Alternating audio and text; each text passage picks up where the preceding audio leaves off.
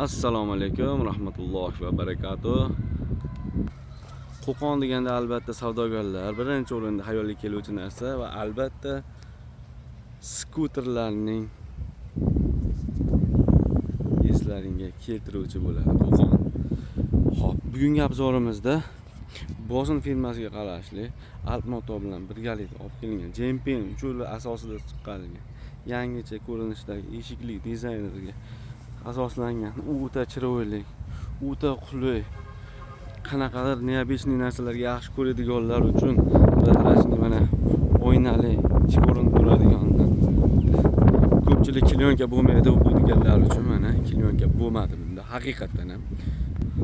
Buni eshiklarini ochilishini eshiklari Rolls-Royce kabi ochiladi.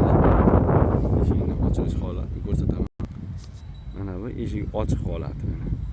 Oynalar ochilishlari o'ta chiroyli bo'ladi. Mana kimga kerak bo'lsa bemalol telefon qilaverasizlar. Oynalar yonbosh ochiladi. O'ta chiroyli, o'ta chiroyli. Tormozlar bilan jitkichli tormoz bo'ladi. Uchalasi ham orqa, ikkalasi oldi ham jitkichli tormoz asosida ishlaydi. Yomg'irli havolarga o'ta chiroyli bo'lgan narsani yomg'irli havolarda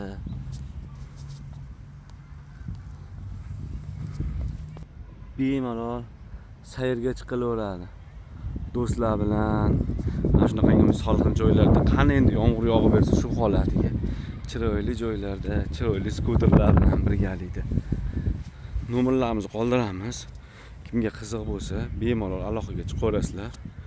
Yaxshi narsa inshaalloh. Elektron tablo bo'ladi bunda. Tezlikni ko'rsatib turadi. Qancha kilometr masofa yurganini ko'rsatadi va albatta havoni haroratini ko'rsatib turadi. Orqaga yurganingizda orqani polni ko'rsatib obzor qilib berib turadi. Ichlaridan ko'rinishlar chiroyli, juda chiroyli ranglar.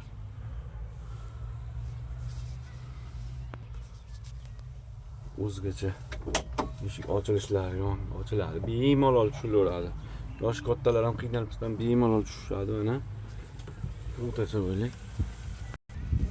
Bagajlari ham qulf ochiladi. Orqasiga bemalol yukingiz bo'lsa 100 kilo, 150 kilo, 200 kilogacha tarvuz, qovun deysizmi? Qanaqa yukingiz bo'lsa, olib do'stlar bilan orqasiga qo'yib oladi.